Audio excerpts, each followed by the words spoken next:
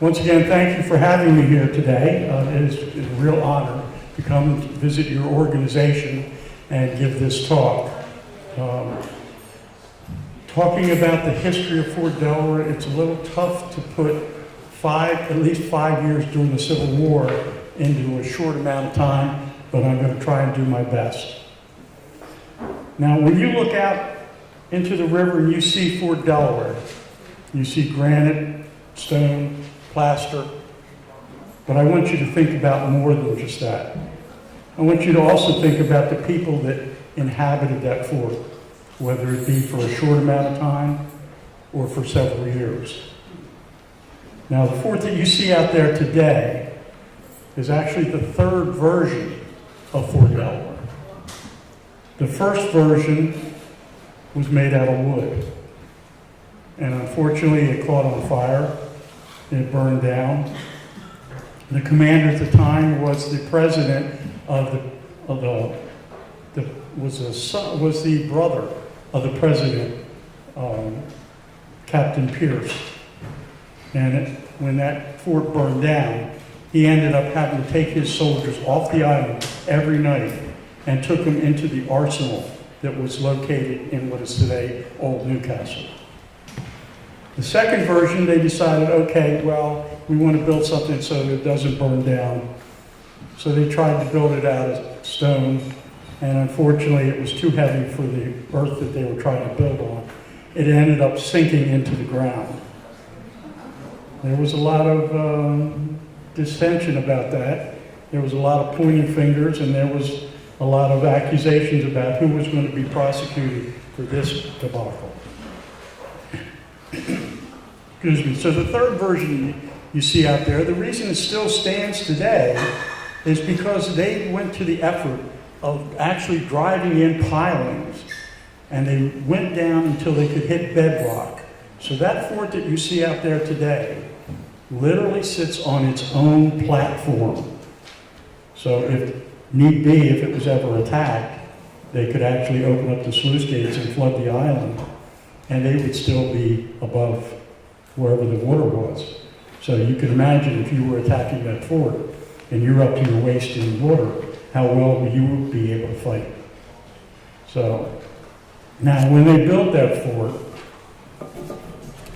the money to build that fort was actually lobbied of Congress by the Secretary of War at that time, a man by the name of Jefferson Davis. You may have heard about him. During the Civil War, Fort Delaware had 5 different commanders. When the firing at Fort Sumter took place, the first commander during the Civil War was Captain Augustus A. Gibson. He had less than, and we were talking about this earlier, he had only 50 men to man that whole island. Gibson was, he had heard of the attack. It worried him because being on an island, he was wondering if maybe something might happen like that at Pea Patch Island. Now, think about today. We have such a beautiful day out here. If we were back in the 1860s, particularly 61, we might be getting in a boat with the rest of our family, a picnic lunch, and we would row out to the island, because that was a favorite place for people to go and spend the day. You had the fresh air, you had the sea air, picnic, join in celebration with your family and friends. But what ended up happening is that Gibson he found some of his artillery pieces had been spiked. Does anyone know what I mean when I say a spiked artillery piece? What that means is there's a vent hole that goes down to where the powder, when it's loaded in the front of the cannon, there's a hole that meets where that powder is laying. And when they pull that fulminated mercury tube, the spark goes down and ignites the powder. Well, to spike a cannon, all you have to do is stick something in there that would prevent that tube from being put in there, whether it be metal or wood or whatever, just so that you could not dig it out. And that is what happened is Gibson found that some of his pieces were spiked. Because of this, he decides that he was going to ban the public from coming out and enjoying the picnic spots out at the island. Now, it's not until April 1st of 1862 the first prisoners arrived, because you got to remember, Fort Delaware was not designed to be a prison camp. I mean, that's probably what we all know about it today, but originally it was designed to protect the ports of both Wilmington and Philadelphia. It's a little easier to catch them down here. But the first prisoners are going to arrive from the first Battle of Kernstown, which took place in the Shenandoah Valley. That was the first defeat for that man by the name of Stonewall Jackson. He had not had a defeat up until then. Now, there's 248 prisoners that will be shipped to Fort Delaware. Among them was a man by the name of Captain Lewis P. Holloway from the 27th Virginia Company C. When these prisoners were marched from Kernstown, they were marched in a pouring rain to the railhead to be shipped by rail to Fort Delaware. Well, Lewis P. Holloway was one of the ones that was in the rain. By the time he gets to Fort Delaware, he has developed a cough. And it's not very long before that cough progresses into pneumonia. And on April 9th, Lewis Holloway will pass away at the ripe old age of 21 years old. But before he passes away, he made a request. His request was that he wanted a Masonic funeral. Well, Captain Gibson decided that he was going to honor that request, and he contacted Jackson Lodge in Delaware City, and they came out and performed the Masonic rites. Captain Gibson was so moved by this presentation or ritual that he also applied for membership in the Freemasons and asked for a dispensation so that he could get all three of his degrees in one day, which is very hard. You have to really have some good reason for that. If we look at the prisoners out there, the POW officers and the enlisted men are kept separate. The reason for this is to stop any kind of unrest, disobedience, any kind of escape attempts. So the barracks were filled up according to the officers are over here, the enlisted are over here. Now, how many people have been out to Fort Delaware? All right, have you been to the prisoner barracks? Okay. So you saw the three different tiers of where the people slept. Now, I hope they told you 3 people slept in each one of those little cubby holes. So you can imagine if you had a hurt leg or a foot injury or something like that, how difficult it would be to climb to the third tier to find some place to be able to sleep. That is what the people had to do. Now, there also were rules about the usage of water, something we wouldn't consider since that is on an island, water all around. But Post Order number 12 laid out that the water for washing and cooking could be drawn from the river, but if you were going to have drinking water, it had to be taken from the tanks. Now, those tanks were supplied by a ship that was stationed right here at the fort called the Osceola.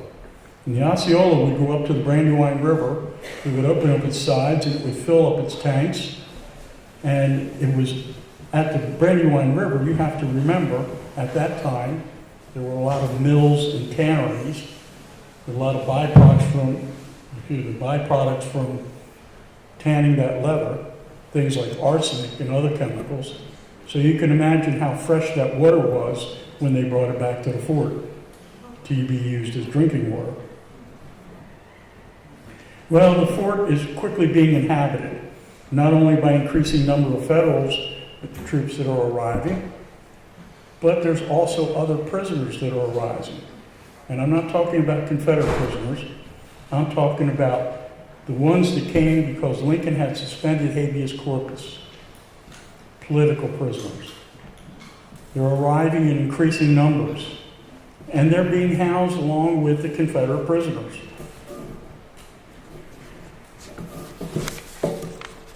With the increasing number of inhabitants, the authorities are now trying to keep some kind of order. There were several directives that came into effect. For instance, Post Order number 11, issued by Captain Gibson, appointed 4 different privates who were responsible for keeping the barracks clean and also the men clean. On the officer's side, an officer was elected to be the division spokesperson, and it didn't always have to be the highest ranking officer. The rooms were inspected twice a day, at noon and at midnight. And now there is an order from Major Dix in Washington. He states that the POWs could receive letters, clothing, and gifts, but only after they have been examined. Notice I said nothing about money, because if there was money that was sent to these prisoners, it would be confiscated, and they would be given a little square known as script. The prisoner population was increasing. By May 31st, there's over 300 combatants that have now arrived from the Battle of Fair Oaks. By June 19th, General James Johnston Pettigrew has now joined them. By the end of June, the number of POWs has increased to over 1,260. By July 2nd, there's another 2,000 that will join them that are coming from the 7 days battle. This steady increase is now presenting a bit of a problem, because you see, Captain Gibson has only 372 soldiers at this time. That means the prisoners outnumber the guards 8-1. I don't know about you, but that doesn't seem like a very fair number. By July 22nd, it looked like there might be some relief, because the Dix Hill Cartel, I don't know how many people have heard about that, but that was an arrangement that was put together that they would try to exchange. So if I have 10 POWs that I want to trade for, the other side's got 10 POWs, it was an even exchange. The sticking point came into if I have a general and all they have are privates. Now, how many privates would you give up for a general? But that is not something that Captain Gibson will have to contend with, because on August 5th of 1862, there's a new commander that has now come to the fort. Commander number 2, Major Henry S. Bert. He has arrived to begin his tenure. Gibson's kind of glad to be leaving, because you see, he was trained in artillery.